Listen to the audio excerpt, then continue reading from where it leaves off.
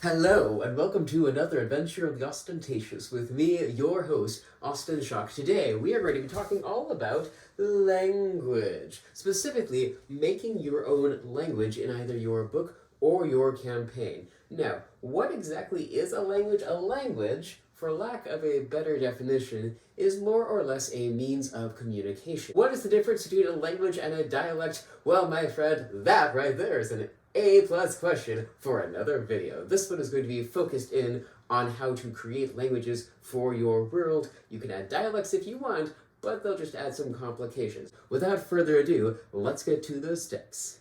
The first thing you should ask yourself when creating a language is, why are you creating that language? You have this great big world, you have the cities, you have the little races spread out everywhere, and what you really want most of all is to do a J.R.R. Tolkien and create a language that your players are just going to love. But before you do that, you do need to ask yourself why. Reason number one, deepen the world. You have this great big history, you have this lore, you want to make this feel more like a real place. Go on, create a language. Odds are your readers or your players are just not going to care as much about the language as you are. Reason number two, to use. You want your characters to be able to use this language in the campaign to drive home that sense that they are in this world.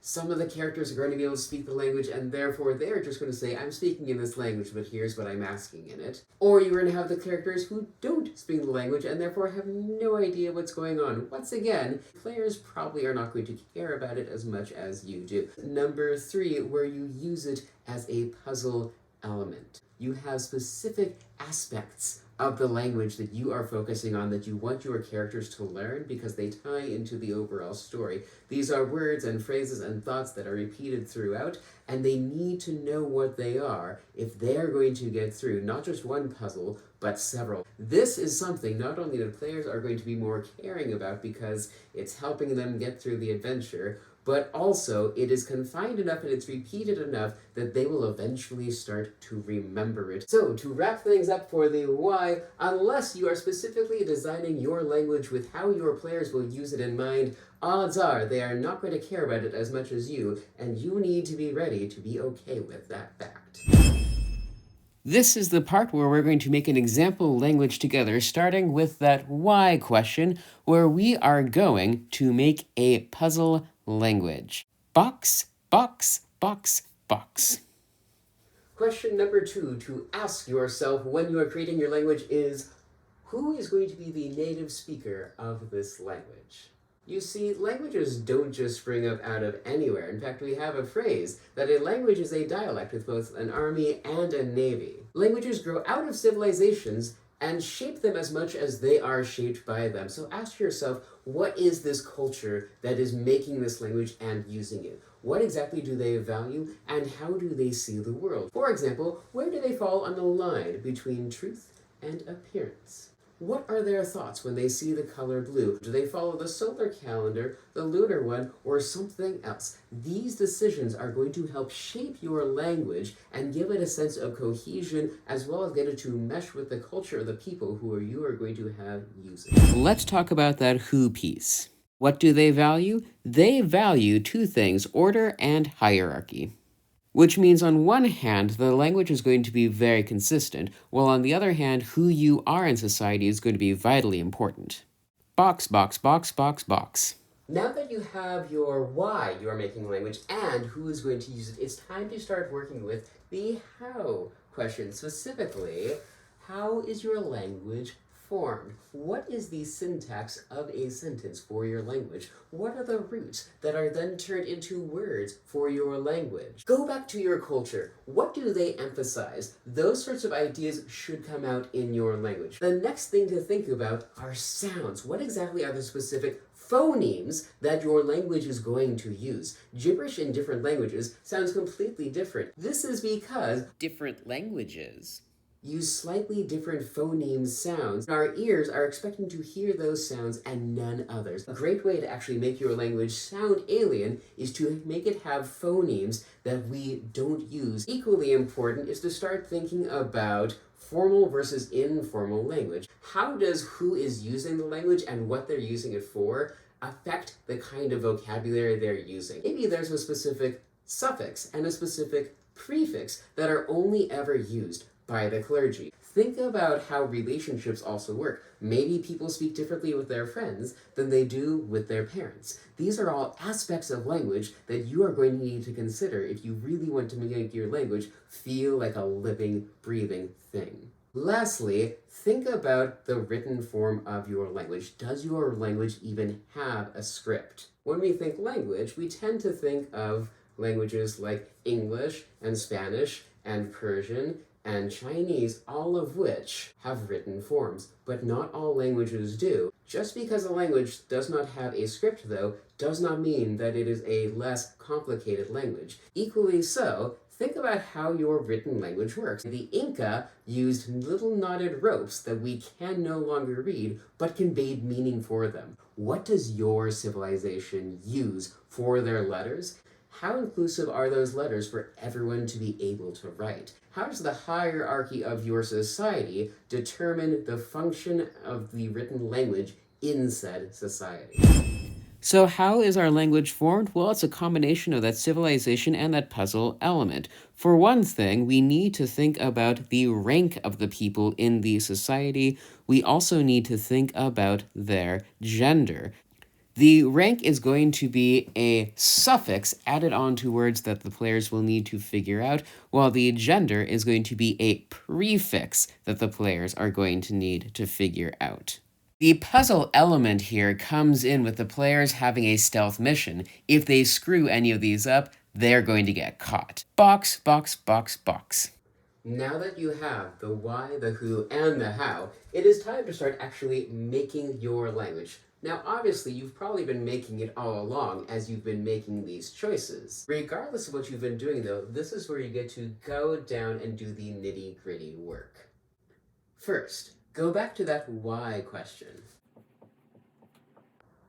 Your answer will determine what part of the language you should focus on, because while it would be really fun to focus on all of the language, most of us just simply don't have the time. If your goal is to deepen the world, then just make smaller bits of language that your characters will see, not necessarily that they will understand, but enough to add flavor to the world. If your goal is to make your players more engaged with the world, time to start making vocabulary sheets. You are also going to need to make some grammatical sheets. You should probably also start thinking about other friends to add into your campaign, because for me personally, if I had to learn an entire new language in order to do a D&D campaign, I would either intentionally derail the plot, or I would just leave the campaign, because suddenly that is turning into a mountain of work. That's not to say that you cannot have your players using the language as you've written it, just don't expect them to make great, big, grand statements with it. Maybe just a greeting, a politeness word, and where's the bathroom? However, if your focus is on that puzzle element, then start thinking about what are the little words and phrases they're going to have to know. Maybe they have a couple of sentence structures that they'll hear repeatedly and that they're going to need to get used to, as well as a couple words that they do know, but then also words that they don't know yet. Number 2. Time versus payoff. You're creating a campaign. You have 10 hours to complete this campaign, you lucky duck. And guess what? You decided to spend 8 of them making your language. You have a blast, you have a ball. In the later 2 hours, you manage to get the rest of the campaign completed. You then sit down with your players, you go through the whole thing, they get a little bit of language thrown in, and then when you know it, this is a one-shot. Was it really worth those 8 hours? I know. Detail can be really fun to write, but if the payoff is really not going to be worth the time you're investing in, then by all means put in the time, but make it for a different payoff. Make this language about your longer campaign instead of your really, really short one. Number 3. Keywords and key phrases. A lot of people just start making up random vocabulary words without really thinking about how they're going to structure them, and it eventually blows up in their face. Instead, go back to that culture piece and say, what is the one thing that they care about the most? Make it a word, and then make it a phrase, and then base the rest of your language off of those two things, because then what you have is you have the thing that they consider the most important, so it is definitely the thing that they are going to emphasize the most and probably say and talk about the most. And then you also then have a phrase, which is a sentence, which means you now have a little bit of grammar that you can base the rest of your grammar on. Now let's actually make this language. There are going to be 4 prefixes for the players to know: male, female, unknown, and other. Each of these will therefore be represented by its own prefix in the language. For male, they need to add lo to the start of their words. For female, they need to add ga to the start of their words. Can you tell I know some Spanish and Japanese? I sure can. For an unknown gender, they need to add which is one of the few universal words we have. And for the unknown gender, they need to add ne. For suffixes, they will need to add one if someone is of a higher rank, of equal rank, or lower rank to the player. For a person of higher rank, they will need to add on, I can write an N that looks like an N, at the end of their word. To add a level of puzzle, they will also need to inflect it up. While for someone of lower rank, they will need to do a downward inflected om. However, if someone is of equal rank to them, then they will need to add she without any inflections at all. So, for example, if they are talking to the male king of higher rank, they would say lo king an. And those are the only bits of language that we need to create for our puzzle to work. Back to the main video. And there you go. I know we didn't really create too big of an actual language, but it was still something, and these are the steps you should go through every single time to really make your language pop and give it that extra aspect of finesse. Then what's the takeaway I'm expecting you to have? Simple. Languages can be really fun and powerful tools if used correctly, but if done incorrectly, then suddenly you've put up a barrier between either your reader or your player and the material they're supposed to be interacting with.